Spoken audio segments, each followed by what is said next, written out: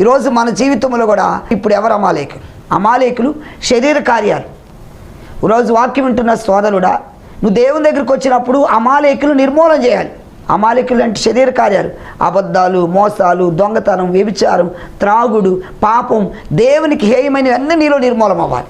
అప్పుడే దేవుడు నువ్వంటే ఇష్టపడతాడు. అసలు దేవుడు ఇలా నిర్మూలన చేయమంటానికి కారణం ఏంటంటే, ఇశ్రాయేలు ప్రజలు కానాను బయలుదేరిన సమయంలో ఏం జరిగిందంటే, వీరందరూ అంతకుముందు 430 సంవత్సరాలు బానిస బ్రతికారు ఐగుప్తులో. దేవుడు వారిని మాట్లాడి మోషే ద్వారా వారిని నడిపించడానికి, వాళ్ళు విడిపించడానికి మోషేని పంపించారు.